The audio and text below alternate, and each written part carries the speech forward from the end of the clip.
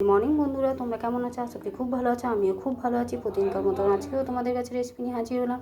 আজকে আমি বানাবো পটলের রসা।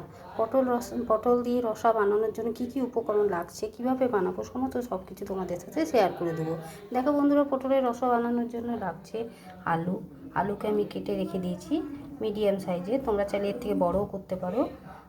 আর নিয়ে নিয়েছি পটলকেও ধুয়ে ভালো করে রেখে দিয়েছি। এখানে নিয়ে নিয়েছি জিরে গুঁড়ো, চিনি, নুন, হলুদ আর লঙ্কার গুঁড়ো, ঝাল লঙ্কার গুঁড়ো। এখানে নিয়ে নিয়েছি গরম মশলা, দারচিনি, লং, এলাচ, পাঁচফোড়ন, তেজপাতা। আর এখানে আমি বানিয়ে নিয়েছি ভাজা মশলা, শুকনো কড়াইয়ে ভাজা মশলা, মৌরি আর ধনে, জিরে গুঁড়ো করে নিয়েছি। আর এখানে আমি নিয়ে নিয়েছি ধনে, কাঁচা লঙ্কা আর আদা পেস্ট করে নিয়েছি, কারণ ধনে গুঁড়োটা আমার ছিল না, তাই আমি পেস্ট করে নিলাম।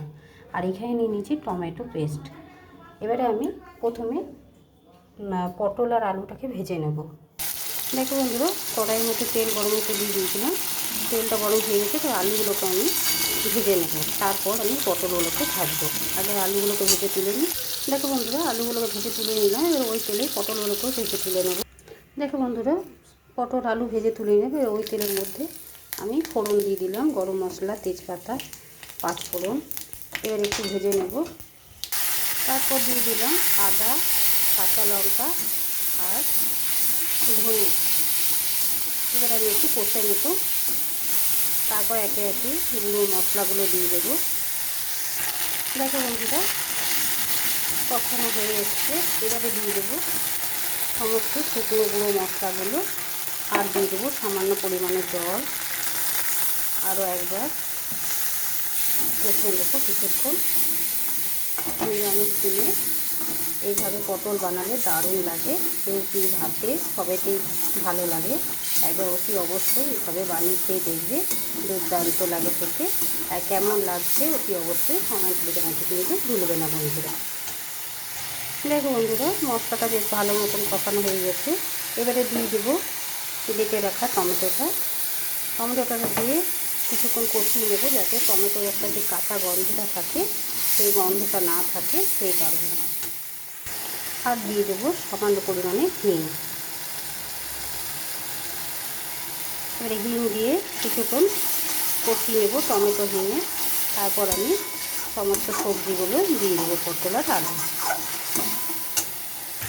এরপর দিয়ে দিলাম ভেজে রাখা পটল আর আলু। পটল আলুটাকেও এই মশলার সাথে কিছুক্ষণ কষিয়ে নেব। দেখো বন্ধুরা, ঢাকা চাপা দিয়ে খুব ভালো করে কষিয়ে নিয়েছি। এবারে আমি জল দিয়ে দেবো, যাতে খুব ভালোভাবে সুসেদ্ধ হয়। দেখো বন্ধুরা, ঢাকা দিয়ে দিয়ে আমি নেড়ে চেড়ে নিয়েছি। আর আলুগুলো সেদ্ধ হয়ে গেছে, আলু পটল সেদ্ধ হয়ে গেছে। এবারে আমি দিয়ে দেবো ভেজে রাখা মশলা ওপর থেকে। ভেজে রাখা মশলা দিয়ে কিছুক্ষণ নেড়ে চেড়ে নেব। দিয়ে আমি গ্যাসটা অফ করে নামিয়ে তোমাদের কাছে আবার ফিরে আসছি। দেখো বন্ধুরা, পটলের রেসিপিটা আমার তৈরি হয়ে গেছে। পটলের রসার রেসিপিটা কেমন লেগেছে অতি অবশ্যই কমেন্ট করে জানাবে।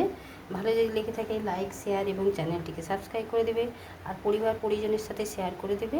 আজকের মতো এতটুকুই। কালকে আবার অন্য কোনো রেসিপি নিয়ে হাজির হবো। সুস্থ থেকো, ভালো থেকো, তোমরা আমার বন্ধু হয়ে পাশে থেকো।